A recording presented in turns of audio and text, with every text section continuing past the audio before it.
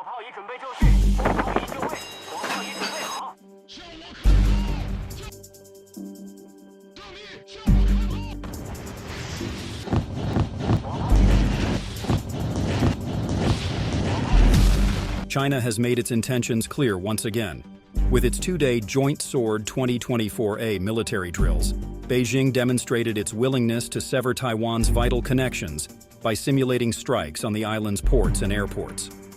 Starting on May 23, 2024, these extensive exercises surrounded Taiwan just 3 days after the inauguration of Taiwan's new president, William Lai. Chinese officials stated that the drills were meant to serve as a strong punishment for the separatist acts of Taiwan independence forces and a stern warning against interference and provocation by external forces. The operation involved 111 Chinese aircraft, alongside numerous warships and submarines.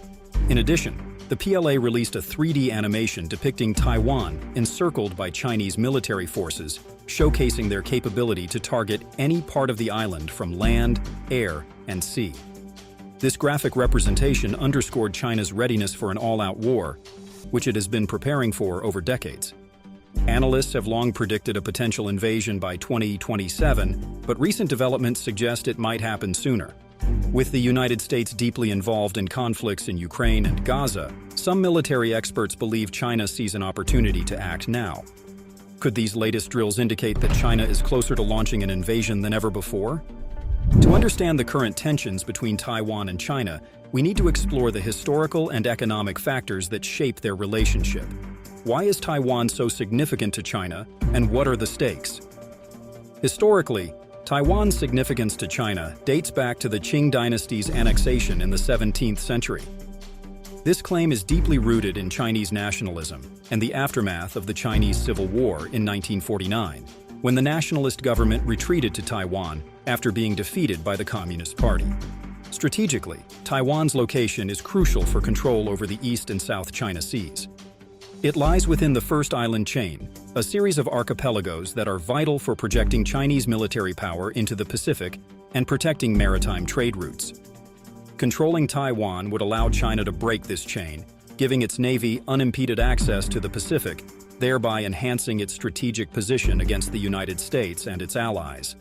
Politically, unifying Taiwan with the mainland is a cornerstone of Xi Jinping's vision for national rejuvenation and the Chinese Communist Party's goal of asserting China's dominance by 2049, marking the centenary of the People's Republic of China. From Taiwan's perspective, the island is a thriving democracy with a distinct national identity. Since the 1980s, Taiwan has evolved into a prosperous society where a significant majority identifies as Taiwanese rather than Chinese. Recent surveys show that around 67% of Taiwanese see themselves as solely Taiwanese, with only a small percentage identifying as Chinese. Taiwanese society values its democratic governance, political freedoms, and human rights, which are integral to their national identity. The island's strong economy, driven by high-tech industries and global semiconductor production, reinforces its desire to remain autonomous. The policies of leaders like President Tsai Ing-wen reflect a firm stance against unification under Beijing's terms, emphasizing the commitment to maintaining Taiwan's sovereignty and way of life. While China has expressed a preference for peaceful unification, it has not ruled out the use of force.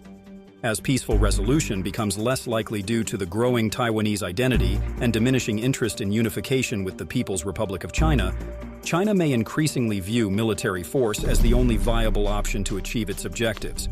Just a quick moment before we unveil the rest. If you're new here, consider subscribing to this channel. Stay up to date and never miss out on the latest insights. And now, let's go on.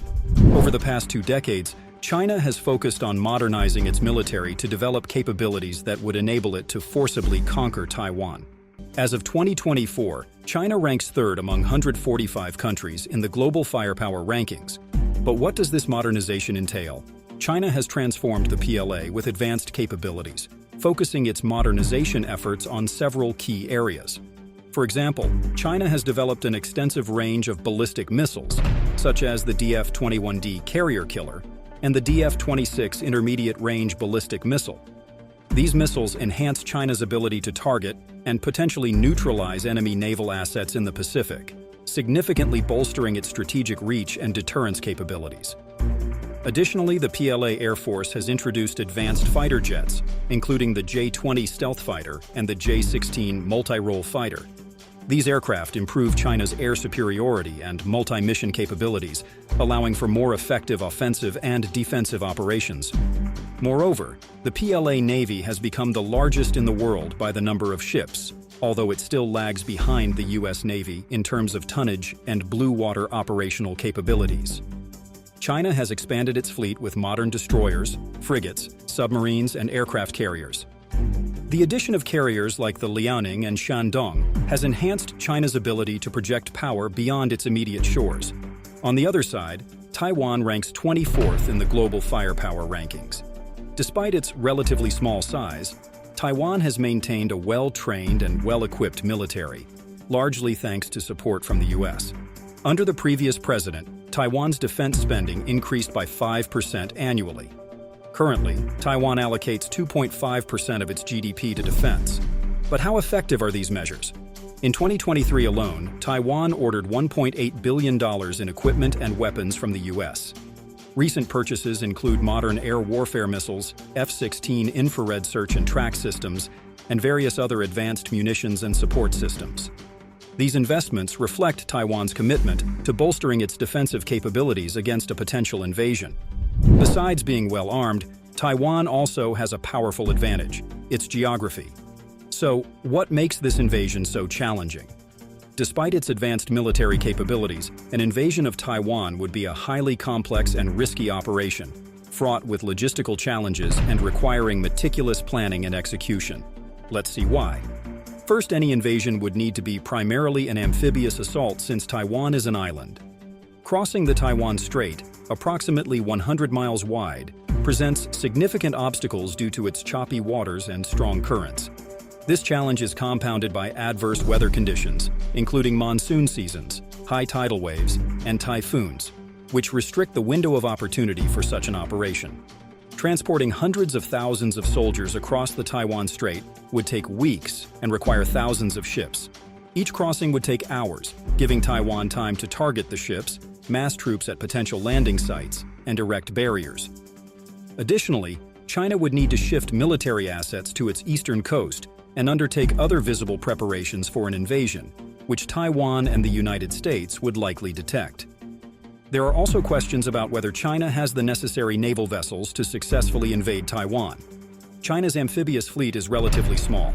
Beijing could likely turn to civilian ships to sustain and supplement an invading force, but it wouldn't improve the situation.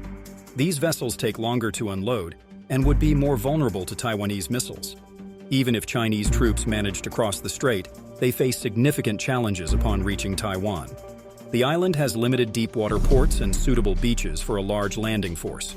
To thwart invaders, Taiwan could destroy its major ports at the outset of a conflict.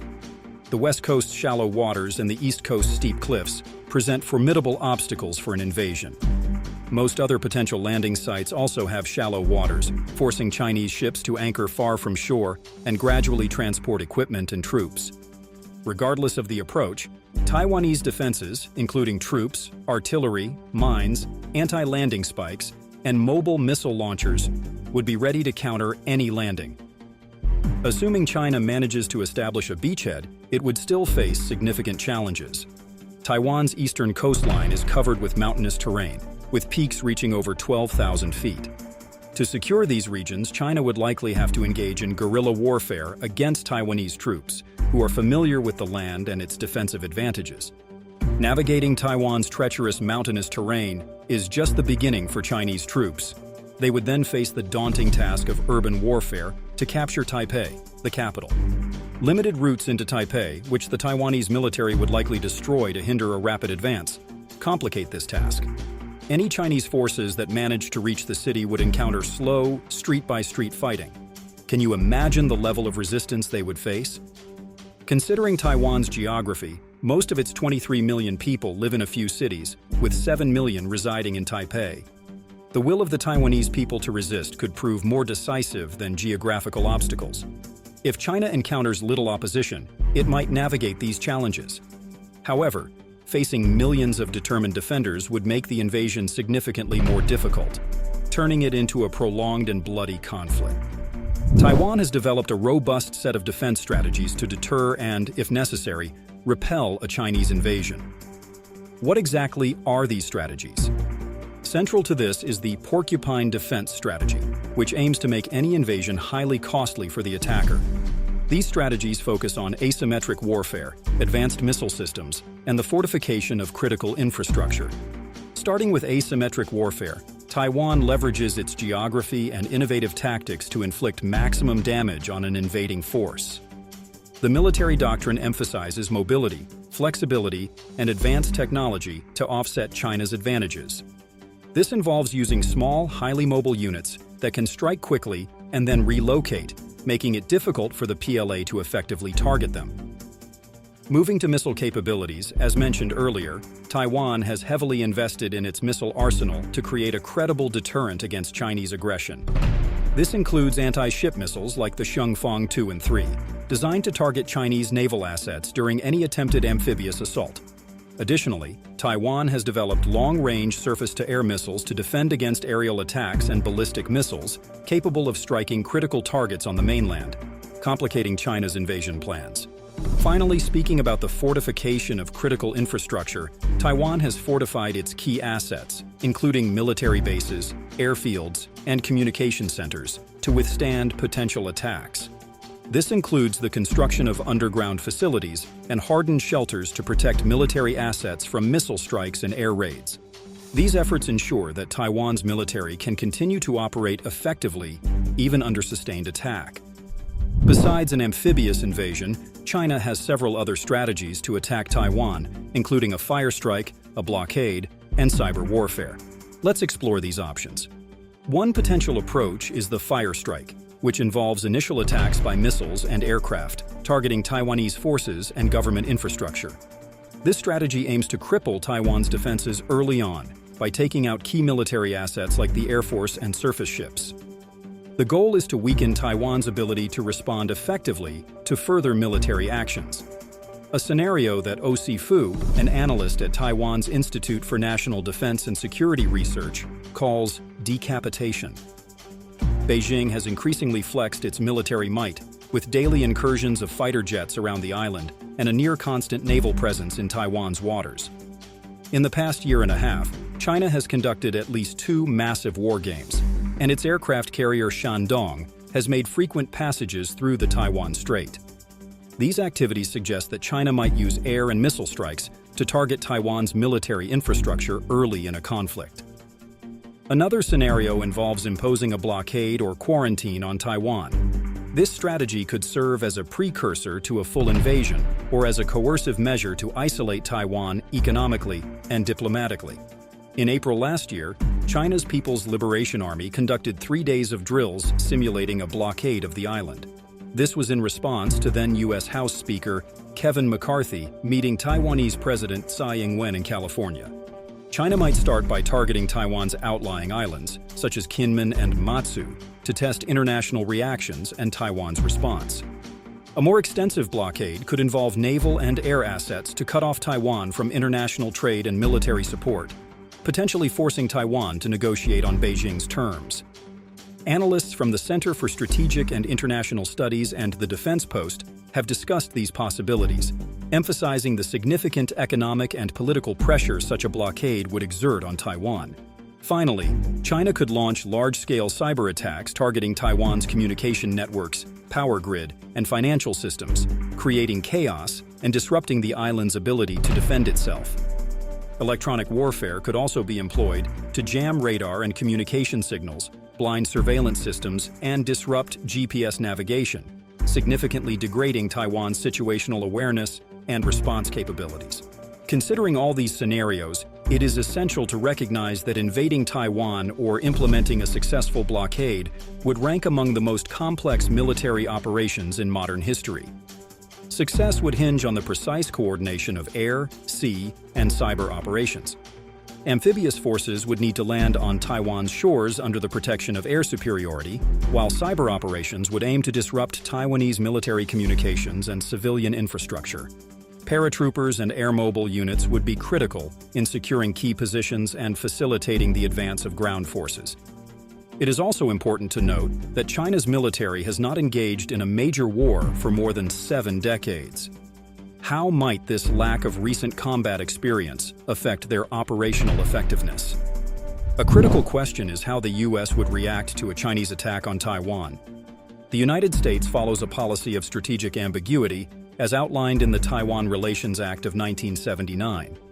This approach deliberately leaves unclear how the U.S. might respond to a Chinese invasion, aiming to deter both Chinese aggression and a unilateral declaration of independence by Taiwan. By not explicitly committing to military intervention, the U.S. maintains flexibility and avoids provoking China, while still signaling strong support for Taiwan's defense. This ambiguity helps keep both Beijing and Taipei uncertain about U.S. actions, reducing the likelihood of conflict and maintaining regional stability. It also allows the U.S. to adapt its response to the evolving geopolitical landscape, ensuring a balanced approach to the complex situation. Despite the strategic ambiguity, the United States provides substantial military support to Taiwan. As previously mentioned, the U.S. regularly sells advanced military equipment to Taiwan. Recent sales include F-16 fighter jets, advanced missile systems, and modern radar and communications equipment. These sales enhance Taiwan's defensive capabilities and serve as a deterrent against potential aggression from China. In addition to arms sales, the U.S. conducts regular joint military exercises with Taiwan to improve interoperability and readiness. These exercises simulate various scenarios, such as amphibious assaults and air defense operations, preparing both forces for potential conflict situations. These drills also serve as a show of force, demonstrating U.S. commitment to Taiwan's defense. Moreover, the U.S. maintains a significant military presence in the Pacific, with bases in Japan, South Korea, Guam, and other locations. This allows for rapid deployment of additional forces to Taiwan if necessary. The proximity of these bases ensures that the U.S. can provide immediate support in the event of heightened tensions or a Chinese invasion. In a significant move under the 2023 National Defense Authorization Act, the U.S. has deployed Army Special Forces to Taiwan for ongoing training operations. U.S. military advisors now hold permanent positions at Taiwanese Army Amphibious Command Centers in Kinmen and Penghu, conducting regular joint training exercises with Taiwan's elite forces. This initiative, marking a milestone in U.S.-Taiwan military relations, aims to enhance Taiwan's defense capabilities against potential threats. The presence of U.S. Special Operations Forces, including Green Berets, strengthens Taiwan's readiness and deterrence, covering strategic locations like Kinmen, Matsu, and Penghu. This deployment underscores the U.S. commitment to bolstering Taiwan's security and readiness. The United States has also cultivated strong alliances with key regional partners, such as Japan, South Korea, Australia, and the Philippines. These alliances are crucial in creating a united front against Chinese aggression, particularly concerning the strategic significance of the First Island chain. But how reliable are these alliances in the face of a potential conflict? Japan hosts a significant number of U.S. troops and has heavily invested in its own defense capabilities. In recent years, Japan has increased its defense spending and enhanced its military readiness to counter potential threats from China. The U.S. bases in Japan, especially in Okinawa, are pivotal for rapid deployment and maintaining regional security. Japan's location at the northern part of the First Island chain makes it a vital player in containing Chinese naval movements. South Korea is another critical ally with a substantial U.S. military presence and a mutual defense treaty. The proximity of South Korea to Taiwan allows for rapid support in the event of a conflict. South Korea's strategic location and strong military alliance with the U.S. reinforce the defensive posture along the First Island chain, further deterring Chinese aggression. Australia and the Philippines have also strengthened their defense ties with the U.S. through various agreements and joint exercises. Australia's acquisition of nuclear-powered submarines under the AUKUS Pact significantly enhances its military capabilities. These submarines, along with other advanced military assets, bolster U.S. and allied naval power in the Indo-Pacific, adding pressure on China. The Philippines' strategic location and military agreements with the U.S. allow for critical support and operational bases, which are essential for maintaining control over the First Island chain. The first island chain, stretching from Japan through Taiwan and the Philippines to Borneo, serves as a formidable barrier to Chinese maritime expansion. Control over this chain is vital for projecting military power and ensuring maritime security in the region. It restricts the movement of Chinese naval forces from the East China Sea into the broader Pacific Ocean, making it a focal point for regional security dynamics. These alliances ensure that the U.S. and its partners are well prepared to respond collectively to any threats in the region, providing a robust network of support for Taiwan. However, it's important to note that there are no guarantees that any of these nations would commit to sending troops and military equipment to defend Taiwan. Their involvement might depend on a direct threat to their own security. This underscores the complexity of international alliances and the potential limitations of collective defense agreements. Understanding the potential outcomes of a Chinese invasion of Taiwan requires examining various wargaming scenarios conducted by defense think tanks, such as the Center for Strategic and International Studies, CSIS, and RAND Corporation. These simulations highlight the complexities and possible trajectories of such a conflict. One notable wargame by CSIS in 2022 explored different conflict scenarios involving China, Taiwan, and the potential involvement of U.S. and allied forces. Typically, these simulations begin with a preemptive Chinese fire strike aimed at crippling Taiwan's air and naval defenses, followed by an amphibious assault. The U.S. and its allies would respond with air and naval forces, leading to high costs on both sides. The wargames generally show that while the U.S. and its allies can prevent a full Chinese takeover of Taiwan, they would incur significant losses, including major naval assets and aircraft. For China, the scenarios often result in heavy casualties and logistical challenges, raising doubts about the feasibility of sustaining an occupation of Taiwan. Military experts and analysts offer varied perspectives on the likelihood and timelines for different invasion scenarios, considering the current capabilities and future projections for Chinese and Taiwanese forces, as well as U.S. involvement. Some experts argue that a near-term invasion, such as by 2027, remains plausible. This view is based on China's accelerating military modernization and strategic preparations, including the buildup of amphibious assault ships and advancements in missile technology, which enhance China's capability to project power across the Taiwan Strait. Other analysts believe a longer timeline is more realistic, extending into the 2030s or beyond. They point to the significant logistical and operational hurdles China would need to overcome, as well as the potential for diplomatic and economic repercussions. Experts like Mark Kansian from the International Security Program suggest that while a Chinese invasion is a real possibility, it is fraught with risks for Beijing. The potential for a high-cost conflict, the uncertain outcome of U.S. involvement, and the threat of international sanctions makes the decision to invade highly complex. Kansian emphasizes that maintaining strategic ambiguity and strengthening Taiwan's defenses are key strategies for preventing conflict. Can these strategies effectively deter China? Adding to the complexity, the involvement of nuclear-armed states raises the specter of nuclear escalation. While unlikely, the catastrophic potential of nuclear exchanges cannot be entirely dismissed, especially if conventional forces fail to achieve decisive outcomes. This element of nuclear risk underscores the high stakes and profound consequences of any military engagement over Taiwan, highlighting the necessity of cautious and strategic decision-making. The potential invasion of Taiwan by China would have profound implications for global trade, particularly given Taiwan's pivotal role in the semiconductor industry and its strategic position in East Asian shipping routes. Taiwan is a global leader in semiconductor manufacturing, producing over 60% of the world's semiconductors and more than 90% of the most advanced chips used in technologies such as artificial intelligence, 5G networks, and modern consumer electronics. Major companies like Taiwan Semiconductor Manufacturing Company, TSMC, are central to the global supply chain. An invasion disrupting this production would lead to severe shortages and significant economic repercussions worldwide. The semiconductor shortage would impact various industries, from automotive to consumer electronics, potentially crippling production lines and causing delays and price increases. The U.S. Department of Commerce has emphasized the critical importance of Taiwan's semiconductors to the global economy, noting that any disruption could result in significant economic losses and slowdowns across multiple sectors. Additionally, Taiwan's strategic location in the East China Sea places it near critical shipping lanes that are vital for international trade. Approximately 21% of global trade passes through the South China Sea, and any military conflict in this region could disrupt these shipping routes. This disruption would not only affect regional trade, but also have cascading effects on global supply chains, leading to increased shipping costs and delays. Countries reliant on these shipping lanes for the import and export of goods would face significant logistical challenges.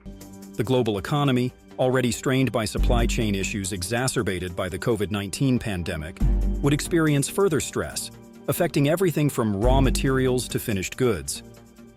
In response to a Chinese invasion of Taiwan, many countries would likely impose economic sanctions on China. These sanctions could include restrictions on trade, investment, and technology transfers, leading to a contraction in global markets. The imposition of sanctions would disrupt China's economy, which is deeply integrated into the global economic system, and cause significant volatility in global financial markets. Stock markets worldwide would likely react negatively to the instability, leading to potential declines in market value and investor confidence. The interconnected nature of global economies means that economic turmoil in one major economy, such as China, can have ripple effects across the globe. The conflict would also jeopardize regional stability in East Asia, affecting neighboring economies like Japan, South Korea, and Southeast Asian nations. These countries, closely tied to both Chinese and Taiwanese markets, would face economic uncertainties and potential trade disruptions. The overall stability of Southeast Asia would be threatened, potentially leading to increased military expenditures and regional arms races, further straining economic resources.